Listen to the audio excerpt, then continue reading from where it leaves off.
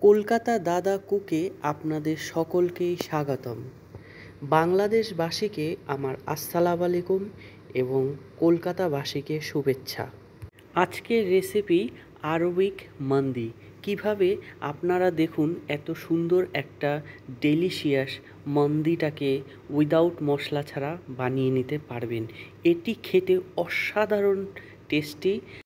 ভিডিওটি কেউ স্কিপ করবেন না, তাহলে কিন্তু মান্দির টিপসগুলো বুঝতে পারবেন না। প্রথমত আমি দেড়খানা চিকেন এভাবে স্কিন সমেত, চর্বি ফেলাবেন না, আমি এভাবে কেটে ধুয়ে নিয়েছি।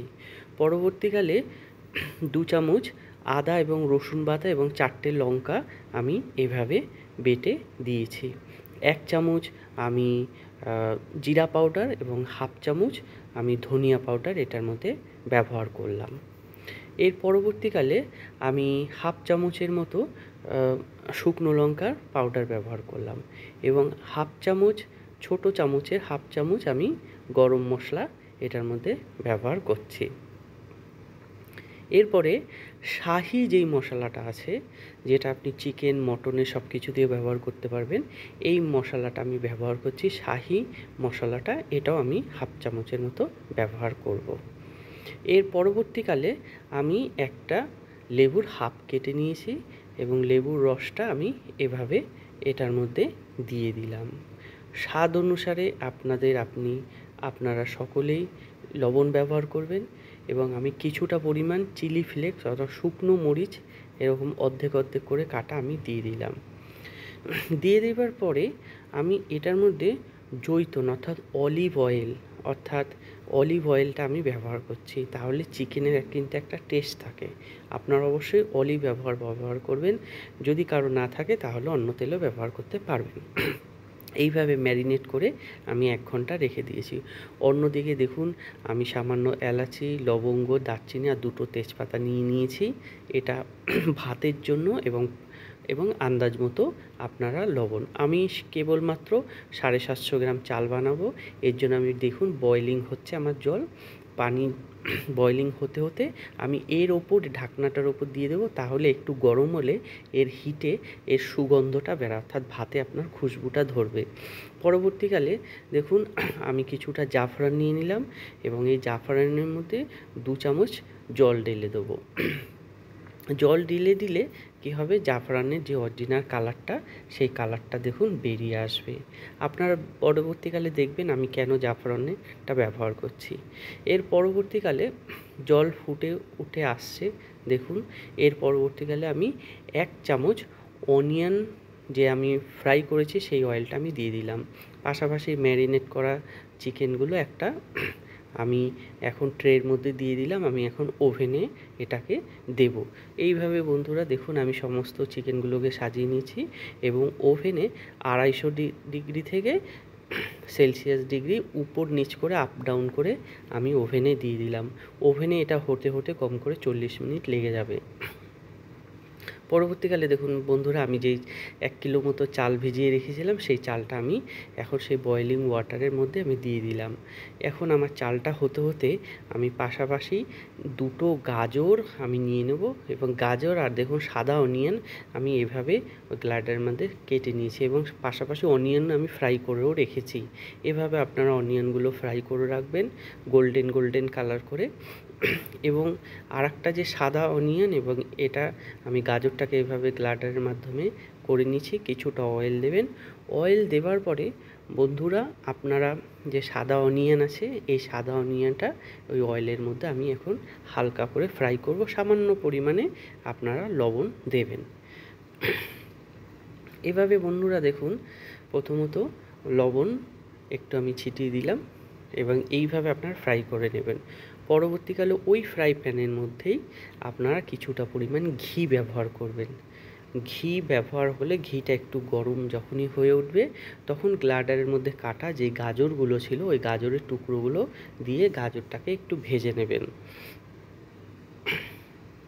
যখন ভাজবেন দেখুন আপনার ভাজাটা যখনই এরকম পর্যায়ে চলে আসবে, তখন আপনি কি করবেন, যে আপনার যে অনিয়নটা যেটা আছে, অনিয়ন আপনি ফ্রাই করে রেখেছিলেন, সেই অনিয়নগুলো এই ফ্রাই করা অনিয়ন এটার মধ্যে দিয়ে আর 5 থেকে 6 সেকেন্ডের মতো আপনি এটাকে সাঁতলে নেবেন। দেখুন বন্ধুরা, এইভাবে আপনার অনিয়নটাকে আপনি সাঁতলে নেবেন এবং পাশাপাশি একটু জাফরান এর মধ্যে ব্যবহার করবেন। পরবর্তীকালে দেখুন বন্ধুরা, আমার ভাত হয়ে গেছে এবং ভাত হয়ে যাওয়ার পরে আমি যে জাফরানটা কালারটা বার করেছিলাম সেটা আমি এটার মধ্যে এখন ব্রাশ দিয়ে হালকা হালকা করে লাগিয়ে দিয়েছি এবং সমস্ত জাফরানের সঙ্গে চিকেনটাকে উল্টে দিয়েছি। উল্টে দেবার পরে বন্ধুরা, এখন আমি চিকেনটাকে পুনরায় আরেকবার ওভেনে দেবো। এদিকে ভাত রেডি হয়ে গেছিলো, আর ওদিক থেকে আমি যেই মশলাটা তৈরি করেছিলাম যে গাজর দিয়ে অনিয়ন দিয়ে, এটা এখন আমি ভাতের ওপরে দিয়ে দিচ্ছি। এটা দিয়ে আমি এখন মিক্স করব। দেখুন বন্ধুরা, আমি সমস্ত যতটাই আমার তৈরি করা হয়েছিল, সেই ঘিটা কিন্তু ফেলবে না। ঘিটা কিন্তু রাইসে খুবই টেস্ট বাড়ায় অবশ্য। তো এভাবে আপনি একটা কাজ করবেন, আপনার যে ভাতের যে ফ্যানটা ঝরিয়ে নিয়ে চারিদিক থেকে দিয়ে আপনি একটা চামচের সাহায্য নিয়ে এইভাবে আপনি ভাতটাকে মিক্সিং করে দেবেন। এতে আপনার মন্দি রাইসটা কিন্তু উইদাউট মশলা আপনার হয়ে গেল। পাশাপাশি যে চিকেনগুলো দেখুন, আমার চিকেনগুলো কত সুন্দর এবং অত্যন্ত টেস্টি। এবং এইভাবে আমি ঢাকনার মধ্যে যে আবার পুনরায় আমি এটাকে দম দেব এবং আমি এটার উপরে এই চিকেনগুলো সাজিয়ে দেবো। চিকেন পাশাপাশি যে অনিয়ন ফ্রাই করেছিলাম সাদা অনিয়ন, সেগুলো সর্বপ্রথম আমি সাদা অনিয়নগুলো এটার মধ্যে দেব।